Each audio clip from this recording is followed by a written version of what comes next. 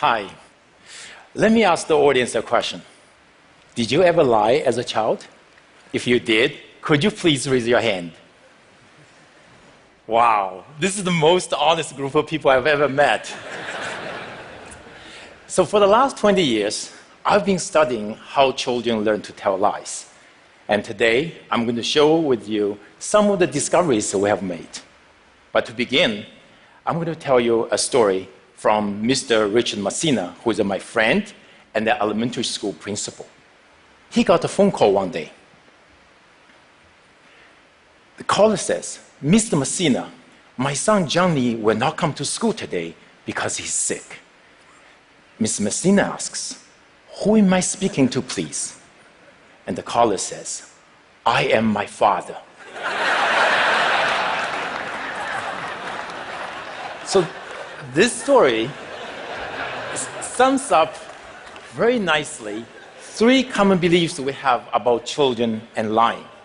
One, children only come to tell lies after entering elementary school. Two, children are poor liars. We adults can easily detect their lies. And three, if children lie at a very young age, there must be some character flaws with them, and they are going to become pathological liars for life. Well, it turns out all the three beliefs are wrong. So we have been playing guessing games with children all over the world. So here's an example. So in this game, we ask children to guess the numbers on the cards. And we tell them, if they win the game, they are going to get a big prize. But in the middle of the game, we make an excuse and leave the room. And before we leave the room, we tell them not to peek at the cards. Of course, we have hidden cameras in the room to watch their every move. Because the desire to win the game is so strong, more than 90% of children would peek as soon as we leave the room. The crucial question is, when we return and ask the children whether or not they have peeked, will the children who peeked confess or lie about their transgression? We found that regardless of gender, country, religion, at 2 years of age, 30% lie, 70% tell the truth about their transgression. At 3 years of age, 50% lie, and 50% tell the truth. At 4 years of age, more than 80% lie. And after 4 years of age, most children lie. So as you can see, lying is really a typical part of development.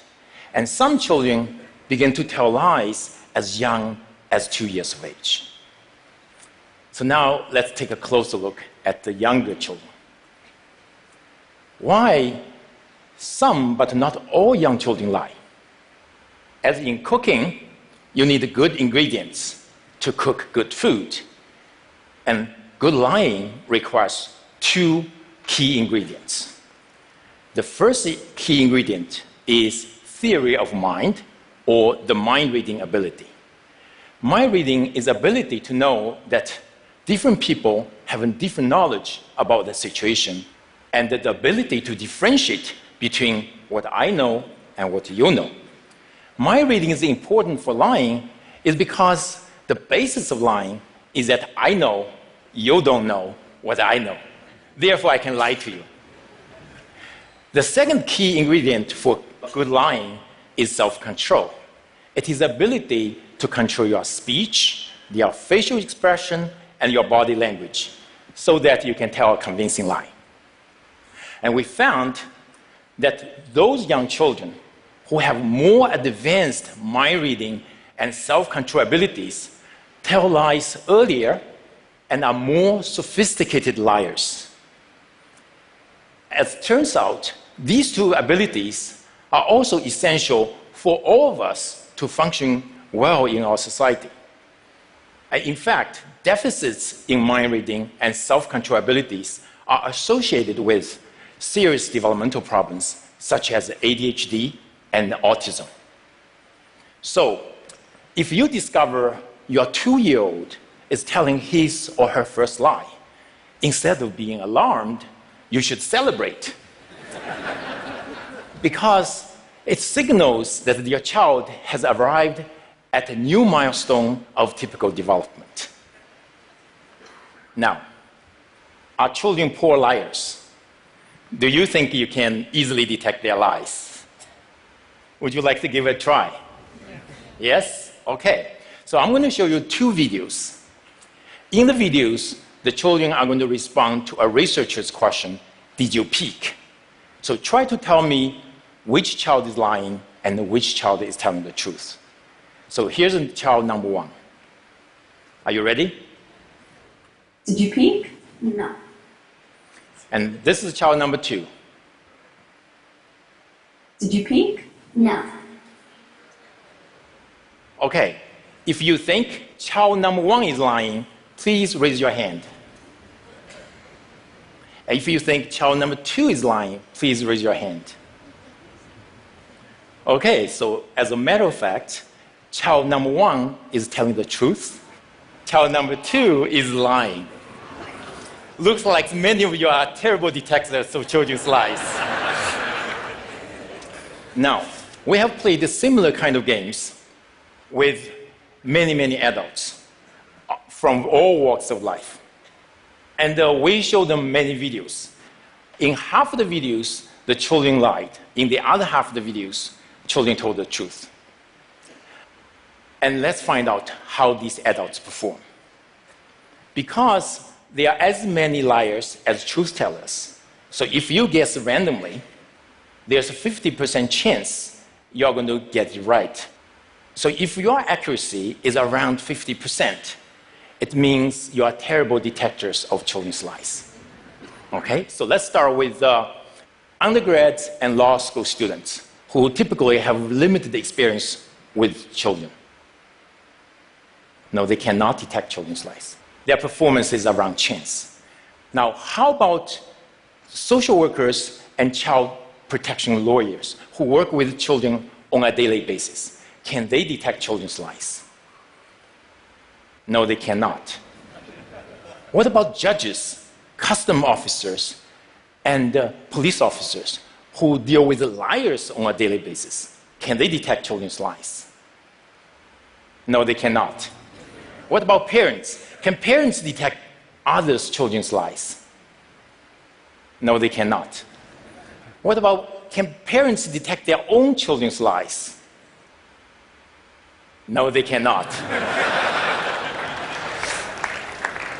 So now you may ask, why children's lies are so difficult to detect? So let me illustrate this with my own son, Nathan. So this is his facial expression when he lies. So when children lie, their facial expression is typically neutral. However, behind this neutral expression, the child is actually experiencing a lot of emotions, such as fear, guilt, shame, and maybe a little bit of liar's delight. Unfortunately, such emotions are either fleeting or hidden, therefore is mostly invisible to us. So in the last 5 years, we have been trying to figure out a way to reveal these hidden emotions. Then we made a discovery.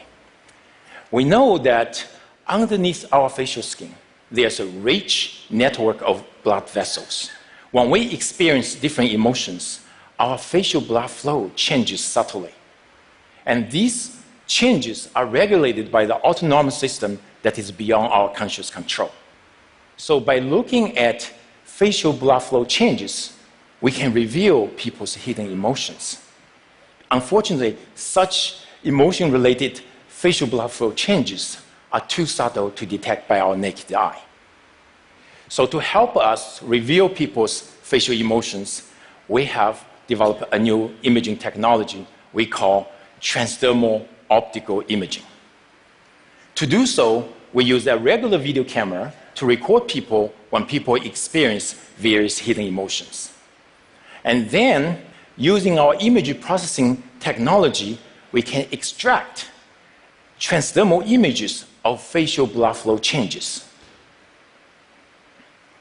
And by looking at transdermal video images, now we can easily see transdermal facial blood flow changes associated with the various hidden emotions. And using this technology, we can now reveal the hidden emotion associated with lying and therefore detect people's lies. We can do so non-invasively, remotely, inexpensively, with an accuracy at about 85%, which is far better than chance level. And in addition, we discovered a Pinocchio effect. No, not this Pinocchio effect. This is the real Pinocchio effect.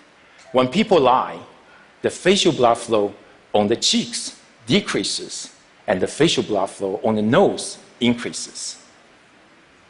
Of course, lying is not the only situation that will evoke our hidden emotions. So then we ask ourselves, in addition to detecting lies, how can our technology be used? One application is in education. For example, using this technology, we can help this mathematics teacher to identify the student in his classroom who may experience high anxiety about the topic he's teaching so that he can help him. And also we can use this in healthcare. For example, every day I Skype my parents who live thousands of miles away.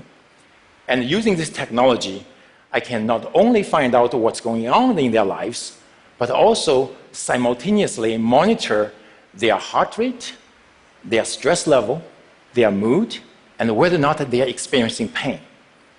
And perhaps in the future, there are risks for heart attack or hypertension. And you may ask, can we use this also to reveal politicians' emotions? For example, during a debate. Well, the answer is yes.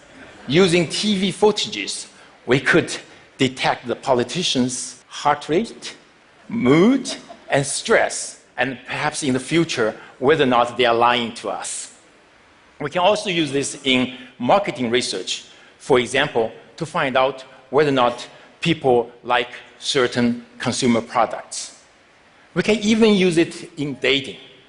So for example, if your date is smiling at you, this technology can help you to determine whether she actually likes you or she's just trying to be nice to you. And in this case, she's just trying to be nice to you. So transdermal optical imaging technology is at the very early stage of development. Many new applications will come about that we don't know today. However, one thing I know for sure is that lying will never be the same again. Thank you very much. 谢谢。